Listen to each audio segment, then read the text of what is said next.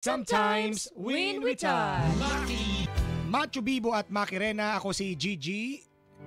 37 years old ng Bustos, Bulacan. Magwa 1 year na akong nagtatrabaho dito sa Bulacan bilang kasambahay sa politikong amo ko. Single pa ako. Galing akong Dipolog. Maki Rena at Macho Bibo, na-inlove ako sa naging kachat ko na taga dito rin sa Bustos. Siya si Louie. Nakipag-chat ako sa kanya kahit may sabit na si Louie. Sumigi ako. Hanggang may relasyon na kami. Ngayon, boyfriend ko na siya. Sabi niya, iiwanan niya ang asawa niya at 4 na anak niya. Magsasama kami. Wala na daw kasing pagmamahal si Louie sa asawa niya. Hindi pa ako pumapayag kasi ganun na ganun ang dinanas ko sa Dipolog. Iniwan kami ng papa ko noon. 12 kaming magkakapatid. At si mama may sakit pang hika. Diyos ko. Grabe ang dinanas namin noon. Damayan nyo naman ako. Gigi ng Bustos, Bulacan. Damayan natin mga kapitbahay ang may pinagdaraan ng kapitbahay nating si Gigi. Sa dulang, sagad. Naligaya. Isa pa nga. Sagad. Naligaya. Agoy.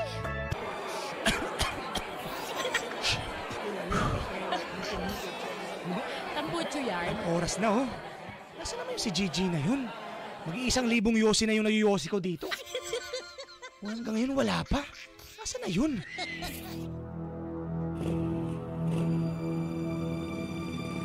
A few moments later. Hey! Be! Be! Louie! Be! Sorry, ngayon lang ako. Tagal mo naman. Ayaw nga sana ako payagan ni Madam mag-hapdi kasi lilinisin ko dapat yung kulungan ng mga aso. Buti pinayagan ako mag-hapdi. Sorry na. Okay lang. O, tara na. Kanina pa ako naghihintay sa'yo dito eh. Para makarami tayo. Ano? Alam mo naman, sabik na sabik ako sa'yo, Gigi. Uy, ikaw talaga. Ang daming mga tao. Puro, hindi dito. Hindi dito. Nakala ko dito. Hindi dito. Panimahan ako. Hindi dito. Alam ko, sabik na sabik ako sa'yo, Gigi eh. Puro send pic ka lang sa chat natin eh. Siyempre, nagiinit ako lagi sa mga photos na sinesend mo sa akin habang nasa kwarto ka mag-isa. Uy, Be. Nanggigigil kaya ako. Sandali lang. Bilisan lang natin, ha? Oo. Kasi marami akong gagawin. Teka, saan ba tayo kung hindi dito? Saan tayo? Bahala na. Basta, sa malapit lang kasi half day ka lang eh. Basta, alam mo naman, maramdaman mo lang na mahal kita at yung binibigay kong sagad na ligaya sa'yo. Diba? Gustong-gusto mo yun? Oo. Sagad na ligaya. Oo. Louie, Be. Yung tungkol pala sa plano mo. Seryoso ka ba dun? Oo Seryoso naman. ka dun? Yung plano natin, iiwan ko yung asawa at anak ko. Ikaw ang pipiliin ko, Gigi. Alis tayo dito sa Bulacan. Magsasama tayo. Konti na lang, ha? Basta, wait mo ako. Kasi, B, hindi ako mapalagay sa plano mo. Bakit naman? Kasi, yan din dinanas ko sa tatay namin. Iniwan kami. 12 kaming anak at si mama naman iniwan pa noong kasagsagan na may malalang hika siya. Grabe yun. Kaya nakukonsensya ako sa gagawin natin, Louie. Huwag mo nang ipinag-iisip yun. Drama mo naman. Pati ako nakukonsensya sa'yo. Huwag mo nang pinag-iisip yun. Ang importante tayong dalawa. Hindi ko na mahal yung asawa ko eh. Ikaw na, Gigi. Sandali lang, parang ayoko. Ang mahal ko. Be, parang ayoko talaga. Ano? Hindi kaya ng konsensya ko. Natatakot ako sa gagawin natin eh. Pwede ba? Be, akala ko ba nakapag-desisyon ka na? Hindi talaga. Ayoko, natatakot ako.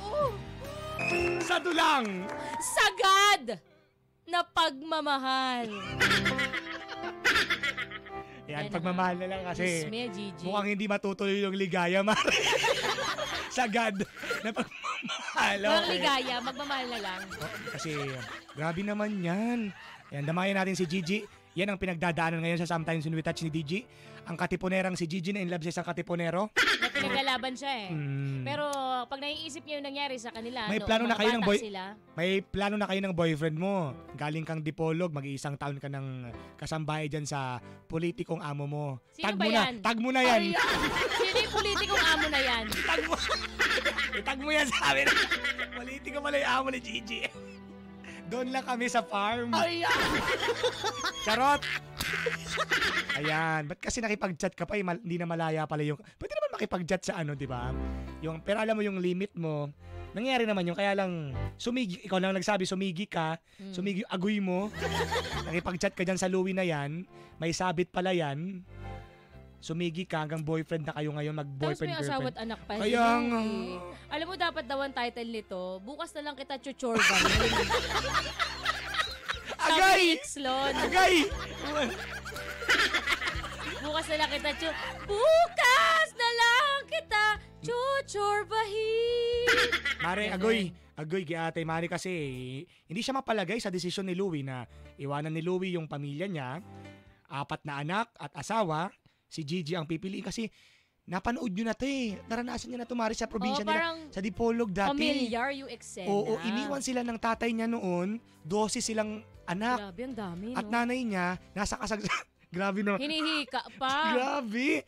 Ay, nangingilabot ako sa ginawa ng tatay mo. Namahin natin Nasa si Gigi. kasagsagan ng hika yung mama mo noon. Grabe. Eto na nga, mga kapitbahay. Gigil na po dumamay ang Kaya ating mga nga, kapitbahay kay Gigi. Teka lang ha. Sino bang dapat sa bunutan dito? May dumadamay dito. Aba, katukayo din. Gigi din ang pangalan. Si Gigi din. Si Gigi ng Pasig. Para po kay Ate Gigi, nakatukayo ko, kung alam niya po, pakiramdam ng iniiwan dahil sa ginawa ng tatay niya sa pamilya nila, huwag niya pong gagawin yun sa pamilya ng naging boyfriend niya ngayon. Isipin mo din po, mararamdaman ng pamilya ng lalaki. Kaya Huwag ka pong nga. papayag na iiwan ng lalaki yung pamilya niya para lang sa'yo. Nakakaloka lang yung mga ganyang uri ng lalaki. Totoo, pare. Yung iiwan, kayang iwanan Basta-basta ng pamilya. ganun na lang ano? Ano yan, Pamilya para sa ano? Ano yan, Ibang pusa? babae? Pusang Kaya may nga. rabies? Charot. Huwag mo isipin palagi yung inyong kaligayahan. Ginigigil mo si Jeffrey Flores ng Batangas, Tanawan, Batangas eh. Sabi niya, hindi po pwedeng sundin ni Gigi ang desisyon at plano ng kanyang boyfriend kasi makakasira siya ng pamilya.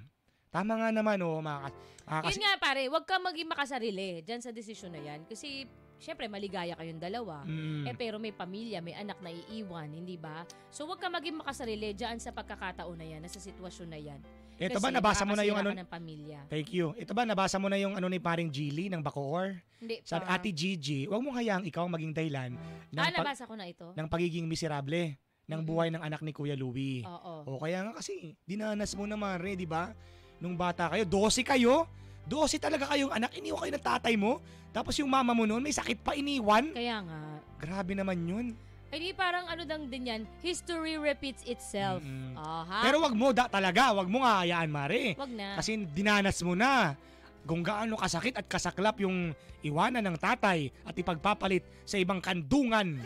Isipin mo, nag-half day ka pa para lang Oo, dyan? Kandungan na nadudulot ng sagad na ligaya na half day. Half day na ligaya. Kahit half day, wag ka dyan, sagad naman na ligaya. Kahit half day. Dapat hindi tama lang yung desisyon mo na hindi ka Wag ka muna, oo. nagdalawang isip ka. Wag ka Tama yung munang desisyon mo na yan. Huwag mo nang aariba ang beauty mo ha. Kasi andito pa kami mga kapitbahay mo. Tama yun, dinulog mo muna sa amin mga kapwa mo mga katipunero dahil hindi kami mapalagay din sa desisyon ng boyfriend mo. Pwede ba wag ka nang magpakita sa kanya kahit kailan? Di ba yan ang pinakamagandang gawin dyan, di ba? Hay nako, walang hiya ang lalaki na yan. Hindi na naawa sa mga anak niya. Andito ako sa mga sa bahay natin. May kasama ko yung mga bata. Paano na lang kami? Wala si Josie. Alam niyo, Josie. Parang ko yung asawa ni Louie. Josie walang hiya ka. Andito kami ng mga anak ko. Iiwan mo kami para lang sa babaeng yan. Ayan na nga naman. Mahirap, Oo, Mare, mahirap kalabanin ng konsensya talaga, Mare. Di ba? Pagka konsensya mo ang bumagabag sa'yo, Oo nga. ang hirap niyan kalabanin. Lalo na yung pagka pinaglinis ka ng kulungan ng aso. nag-update. Binabagabag ka ng konsensya mo. Baka malito ka, baka ikaw ang pumasok sa kulungan, Mare. Ikaw ang tumahol. O dahil bothered ka. Ikaw tumahol bigla. Hindi, Gigi, nagbibiro lang kami dito pero seryoso kami sa aming payo sa'yo na tama ang desisyon mo, nagdalawang Wag mo isip na, ka. oh. Tsaka, Oo. pwede ba wag ka na makipagkita dyan kay ano? Oo, tama na. Salot yan sa buhay mo. Di ba? Oo. Yan, sa edad mong yan, may makahanap ka bang matino at lalaking walang sabit legal. Wag Oo. lang dyan. Mas Parang magtatagal awa pa mo kayo na, at saka Mari. mas payapa ang puso mo kapag legal Grabe naman yan. ang nakarelasyon Oo, mo. pwede hindi namang ba? hanapin ang sagad na ligaya sa ano? Sa lalaking walang sabit, Mari. Truly Bells Bomberos. Yan, okay? Yan ang pagdamay namin sa'yo, Gigi, ng Bustos, Bulacan. Kaya siguro hinika yung nanay ni Gigi eh. Bakit? 12 sila lahat eh.